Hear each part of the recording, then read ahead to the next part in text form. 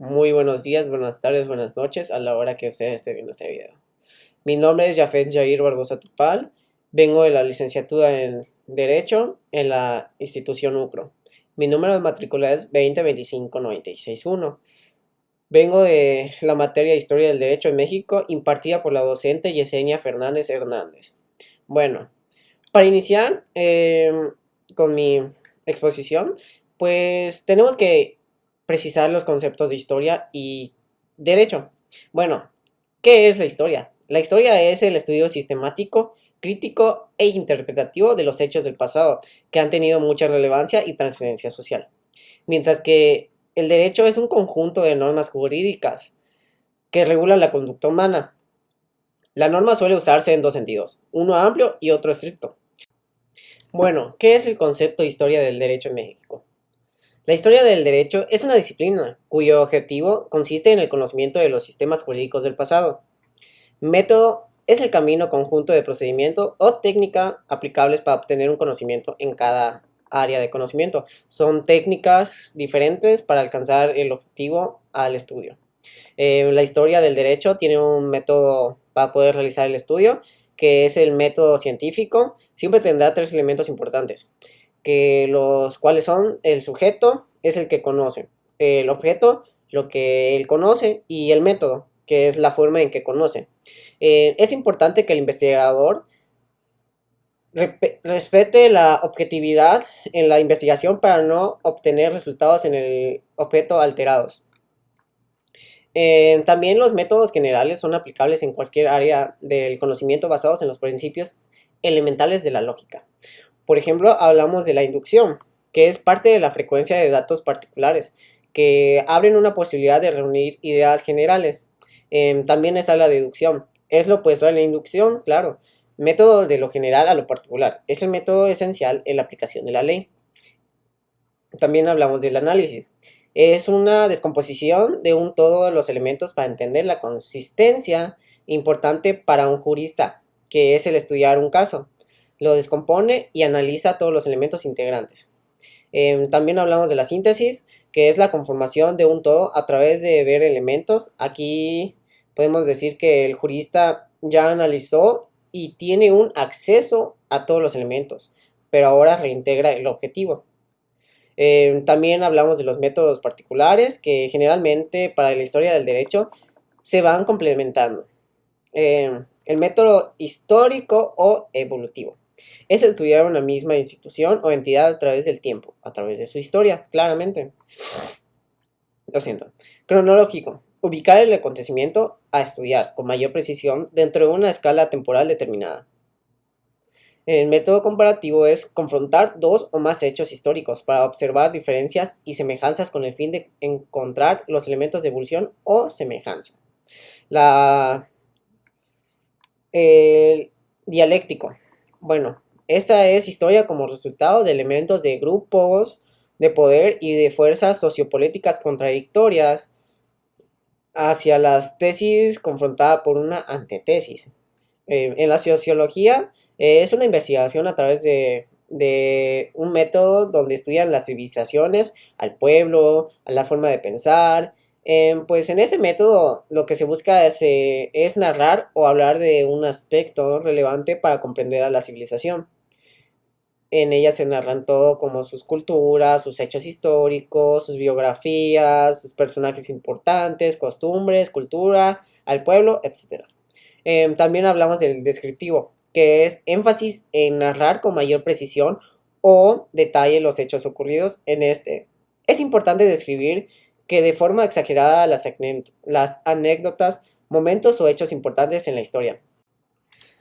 En esta parte les hablaré sobre las fuentes directas e indirectas. Hablaré sobre la ley real o material. Bueno, ¿qué es? Son todos aquellos hechos, acontecimientos, circunstancias de tipo social, político, cultural, económico, que tienen como consecuencia la creación de una norma jurídica. Por ejemplo, está la ley Ingrid, que en la Revolución Mexicana dio un origen a los artículos 27 y 123 constitucionales, entre otros. En la fuente formal son los procesos de creación de las normas jurídicas que Cada fuente formal está constituida por diversas etapas que suceden en cierto orden y deben realizar determinada supuestos. En algunas de sus fuentes son el proceso legislativo. Son dos de los poderes que en nuestro país intervienen en la elaboración de las leyes federales y legislativo y ejecutivo. En ese proceso existen 6 diversas etapas, en la cual es la iniciativa, la discusión, la aprobación, la sanción, la publicación y la iniciación de la vigencia. También pueden abarcarse la jurisprudencia, la doctrina y la costumbre. En históricas, ¿qué hablaremos? Son todos los acontecimientos, documentos, vestigios que en su momento encerraron una norma o ley jurídica. Bueno, ahorita les hablaré sobre una de las culturas prehispánicas. Yo escogí la cultura maya. La cultura maya fue una civilización mesoamericana que en su desarrollo en México, en los estados de Yucatán, Campeche, Quintana Roo, Chiapas y Tabasco. También se desarrolló en otros países como Guatemala, Belice y parte de Honduras Occidental y El Salvador.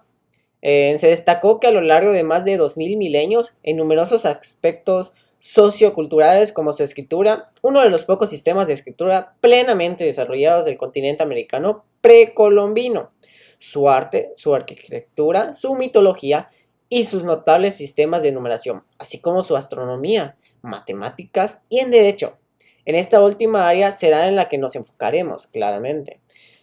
La casi totalidad de los documentos mayas son precortesianos, han sido sacrificados al celo religioso de las personas como el obispo Diego de Landa.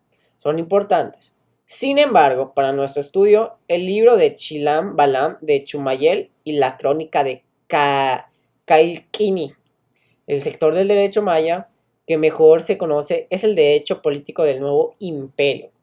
¿Qué es el nuevo imperio? El nuevo imperio era una confederación de ciudades-estados, unidas por un lenguaje y una cultura en común. En el nuevo imperio, cada ciudad-estado fue gobernada por un Halash-Winik o un Auno, que tenía dignidad que siempre pasaba siempre de padre a hijo mayor, con regenerancia por parte de un tío paterno si el hijo en cuestión era un menor de edad. Con ayuda de un consejo de nobles y sacerdotes, el Jaú dirigía la política inferior y el interior del estado, incumbiendo a él también el nombramiento del Batabot, alcaldes de las aldeas adscritas a su ciudad-estado. Bueno, también el derecho de la familia maya. Bueno, en cuanto al derecho de familia, el matrimonio era monogámico, pero con tal facilidad de repudio, que con frecuencia se presentaba una especie de poligamia sucesiva, una fuerte tradición exogámica. Dos personas del mismo apellido no debían casarse. La herencia se repartía entre las descendencias masculina, fungiendo la madre o el tío paterno como tutor en caso de una minoría de un heredero. El papel de la mujer en la familia y en la vida comunal no era proveniente en la civilización maya. No hay rasgo alguno del matriarcado, salvo quizás la función de profetizar que correspondía a algunas mujeres. Por los demás, la mujer ni siquiera podía entrar en el templo o participar en algunos ritos religiosos. Era una religión que era un patriarcado. Ahorita les hablaré sobre el derecho penal maya. El derecho penal era severo. El marido ofendido podía optar entre el perdón o la pena capital del ofensor, que la mujer era infiel y era repudiada por el marido. También para la violación y estupro. La pena capital existía la lapidación. En caso del homicidio se aplicaba la pena del tallón, salvo si el culpable era menor, en cuyo caso la pena era la esclavitud, que también sancionaba el robo, grabándose la cara de los ladrones de la clase superior los símbolos de su delito, los dejaban marcados de por vida. Un mérito del primitivo del derecho maya era la diferencia entre el dolo y o culpa en materia de incendio y homicidio. También el juez local decidía en forma definitiva y los tulipones, policías verdugos, ejecutaban la sentencia inmediatamente, a no ser que el castigo fuera la lapidación, que por la comunidad entera era la diferencia de la pena según la clase social. También el derecho castellano fue el conjunto de normas jurídicas, instituciones y principios por los que se rigió el reino de Castilla durante la Edad Media. Hay que tener en cuenta que en esta época aún no se habían formado España como nación, por lo que se aplicaba el conjunto del actual territorio. En esta filosofía jurídica heredó parte del antiguo derecho romano y tenía influencias germánicas y canónicas. Para llegar a consolidarse se consideró que produjo una lucha soterrana entre el viejo derecho nacional, enfocado al dominio de los seres feudales, y los particulares del nuevo código, que favorecía a la concepción de una monarquía absolutista. Se considera que este tipo de derecho tiene su origen en los lineamientos del derecho romano durante la Edad Media. A continuación le mencionaré algunas de las fuentes del derecho castellano que lo hice desde un enfoque cronológico. A partir de la concesión de la ciudadanía romana, los hispanos por parte del emperador Vespasiano en el 73 o 74 después de Cristo.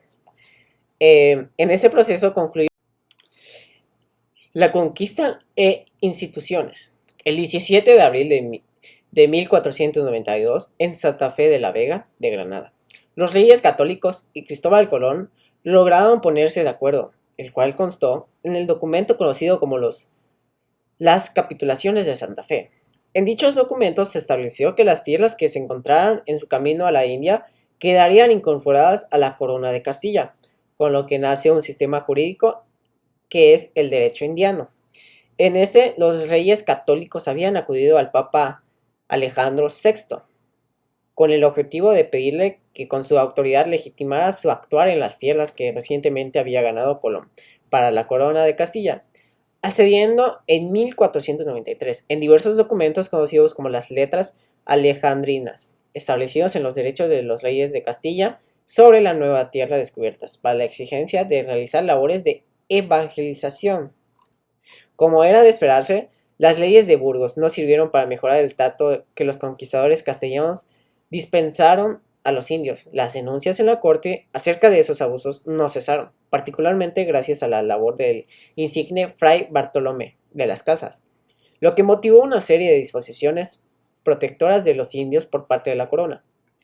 Como resultado del trabajo de Fray Bartolomé, fue que el emperador convocara a una nueva junta, cuyas conclusiones fueron que las nuevas leyes que venían a reorganizar completamente la administración colonial indiana. La capitulación era una forma de convenio de origen medieval, mediante la cual los soberanos de Castilla acordaban con los particulares una serie de concesiones a cambio de especiales servicios a la corona. El objetivo era que las capitulaciones indianas fueran los descubrimientos y conquistas, aunque también hubo otras finalidades menores, que para tal fin se creó en 1503 la Casa de la Contracesión de las Indias, situada en la ciudad de Sevilla. Por último, la instrucción, que era el documento en el que la autoridad indiana daba la regla a la que se debía someter la expedición, tales como forma en la que había de llevarse a cabo la hazaña, el comportamiento de los expedicionarios y los cuerpos legales que formaban. El otorgamiento de instrucciones fueron la provisión de Granada del 17 de noviembre de 1563, las nuevas leyes de 1542, las ordenanzas de Felipe II de 1573 y la recopilación de 1680. Como consecuencia de estas, los conquistadores españoles y los habitantes del continente americano involucró nuevas relaciones y conflictos entre estos grupos. Algunas de las consecuencias de este proceso fueron que se impulsó el idioma español y portugués en algunas zonas de la influencia. La religión católica pasó de ser una religión oficial, produciéndose un sincretismo religioso entre las culturas americanas. Se generó una población con altos niveles de mestizaje cultural y genético en todos los territorios americanos. entre los pueblos americanos.